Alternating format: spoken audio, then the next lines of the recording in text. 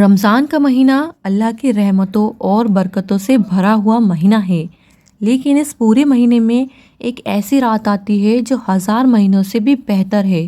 اس مبارک رات کو لیلۃ القدر کہا جاتا ہے۔ اللہ تعالیٰ قرآن میں فرماتا ہے کہ لیلۃ القدر 1000 مہینوں سے بہتر ہے، یعنی اگر کوئی انسان ایک رات میں عبادت کرتا ہے تو اسے 83 سال سے بھی زیادہ عبادت کا ثواب ملتا ہے۔ اللہ نے ہمیں کتنی بڑی نعمت دی ہے، لیکن سوال یہ ہے کہ اس مبارک رات میں ہمیں کون سی دعا پڑھنی چاہیے۔ ایک بار ام المومنین بیوی عائشہ نے ہمارے پیارے نبی سے پوچھا، یا رسول اللہ، اگر مجھے لیلۃ القدر مل جائے تو میں کون سی دعا پڑھوں؟ تو ہمارے پیارے نبی نے ایک بہت ہی آسان اور بہت ہی خوبصورت سی دعا سکھائی، جس کا معنی ہے، اے اللہ، تو بے شک معاف کرنے والا ہے اور معاف کرنا پسند کرتا ہے، اس لیے مجھے بھی معاف کر دے۔ یہ دعا بہت چھوٹی ہوتی ہے، لیکن اس کی طاقت بہت بڑی ہے۔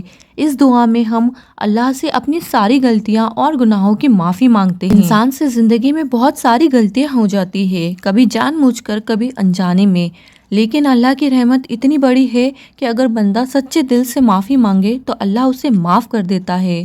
لیلۃ القدر ایک ایسی رات ہے جس میں اللہ اپنے بندوں کو بہت زیادہ معاف کرتا ہے۔ اس رات میں فرشتے زمین پر اترتے ہیں اور ہر طرف رحمت ہی رحمت ہوتی ہے۔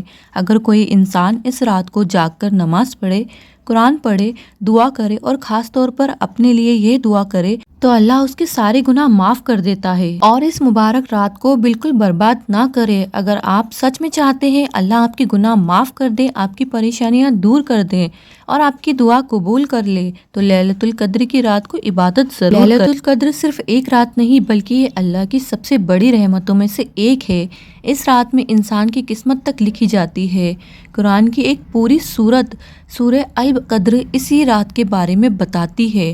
اس سورت میں اللہ فرماتا ہے کہ لیلۃ القدر 1000 مہینوں سے بہتر ہے، اور اس رات میں فرشتے اور جبریل علیہ السلام اللہ کے حکم سے زمین پر اترتے ہیں، اور یہ رات فجر تک سلامتی ہی سلامتی ہوتی ہے۔ اگر کوئی انسان اس رات کو عبادت میں گزار دے تو اس کی پوری زندگی بدل سکتی ہے، لیکن افسوس کی بات ہے بہت لوگ اس رات کو سو کر گزار دیتے ہیں۔